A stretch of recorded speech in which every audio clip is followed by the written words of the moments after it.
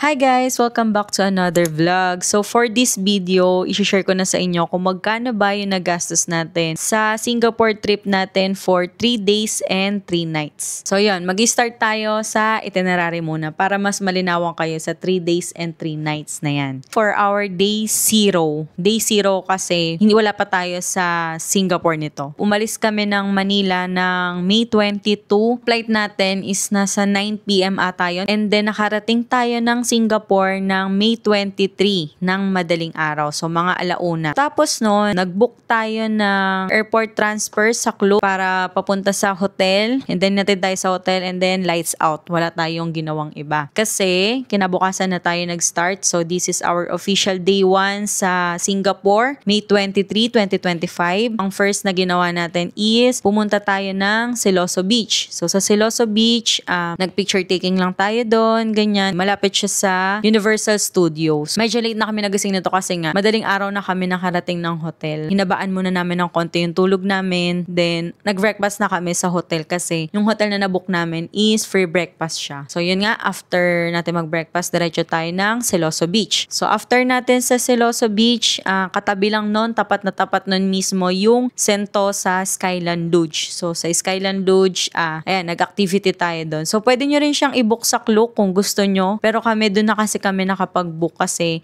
bigla ang plano lang talaga siya. Natapos kami doon siguro mga around 1 PM na ata siya or 12 noon. And then after noon, dumiretso na kami ng Universal Studio. So for Universal Studio, ito sa Klook namin to na-book. Tapos hanggang 6 PM tayo sa Universal Studio. So whole day, hindi naman siya whole day, half day lang pala nangyari kasi ngayon half day natin, nagstay tayo sa Sentosa. Kasi nung first time namin sa Singapore, hindi namin napuntahan yung Sentosa. So kaya this time, sabi ko, kailangan mapuntahan natin yun para at least sa second time natin sa Singapore, may napuntahan tayong bago. After ng Universal Studio, nung pag-uwi namin, madadaanan lang din naman namin yung Vivo City. And nag-ikot-ikot muna kami dito. Kayo, pwede rin kayo mag-ikot-ikot dun sa Vivo City. So, mall lang siya. Yan, may mga kainan dun.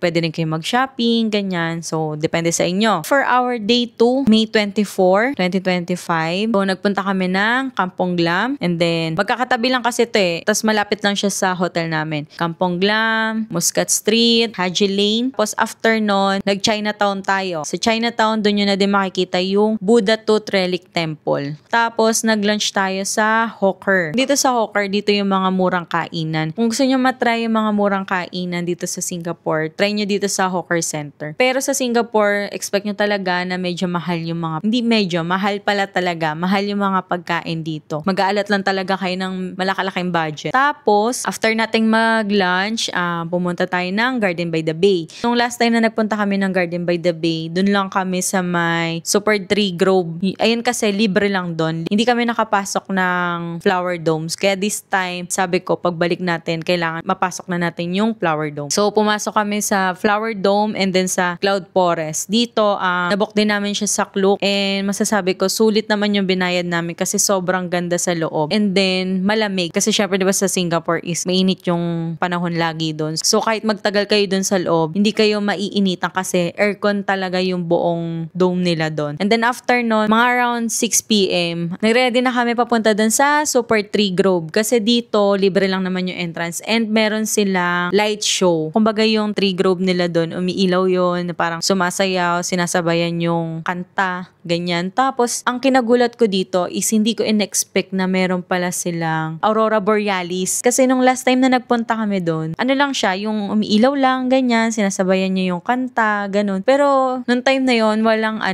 Aurora Borealis sa pinalabas. Tapos, eto nga, nung pagbalik namin, hindi naman ako nanood kasi sa mga YouTube, sa TikTok, kung ano ba yung meron doon. Kasi nga, napuntahan ko na, kumbaga alam ko na i-expect ko. Pero, maganda rin pala na hindi mo alam kasi nagulat talaga ako, sabi ko, hala, ano to? Bakit may usok, ganyan. Tapos, yung pala, may ganong show na sila doon. So, bago yon. And maganda siya. So, libre lang siya. Wala kayong babayaran doon. Kung ayaw nyo pumasok sa Flower Dome and Cloud Forest, pwede kayo doon mismo sa Super Tree Grove lang. And ang tip ko lang is, dapat agahan nyo lang siya. So, kung alas 8 nag-i-start yung show, dapat 7 or 6:30, naka-ready na kayo para makahanap kayo ng pwestong maganda. Kasi pagdating ng madilim na, dumadami na yung tao doon and may hirapan kayo maghanap ng pwesto. Ang best spot is kayo sa gilid ng mga tree.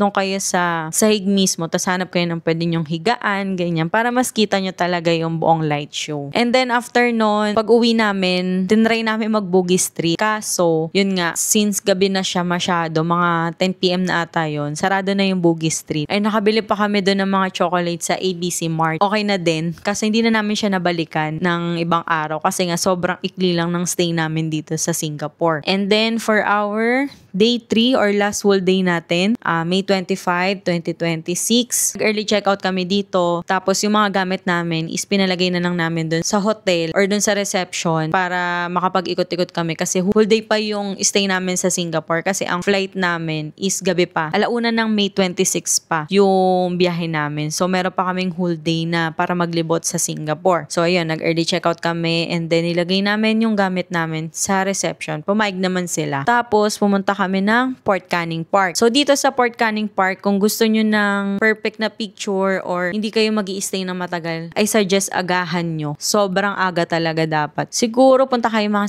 7 AM or 7:30 AM, ganon, or 8. Siguro yun, konti pa lang tao. Kasi nung nakarating kami doon, mga 10 AM na ata. Ang haba ng pila, ang ending, hindi kami nakapag-picture. Kasi kada tao, parang, ewan ko, umaabot ata sila ng 30 minutes kada magpipicture sila. Kasi pag kami kasi nagpicture, di ba? Picture, okay na. Yung mabilis ang picture lang sila, hindi. Parang, ewan ko, pinifeel nila yung moment nila doon. Parang ganun.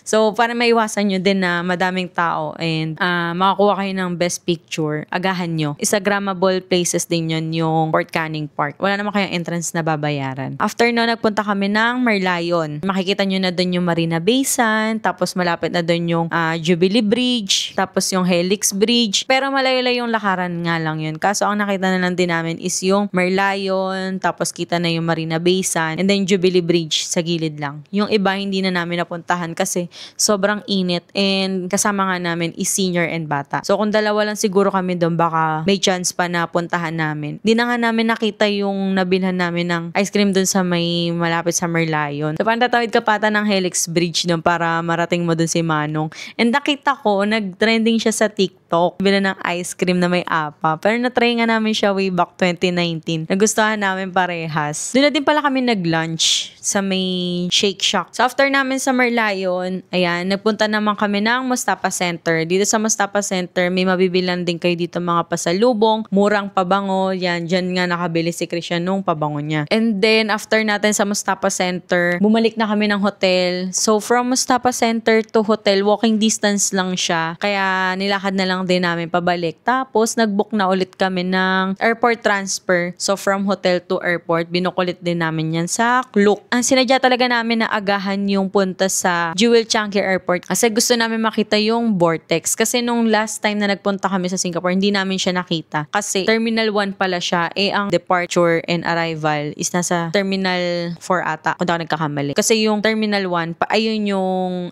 more on mall. Mall yung makikita mo doon. May mga kainan, pwede kang mamili. Tapos doon nga yung may Pop Mart. And then, pwede mo siyang libutin. Tapos hindi na namin nalibot pero meron pa doon yung mga slide, yung malaking screen na parang may tubig na bumababa. Then nakalimutan ko anong tawag doon.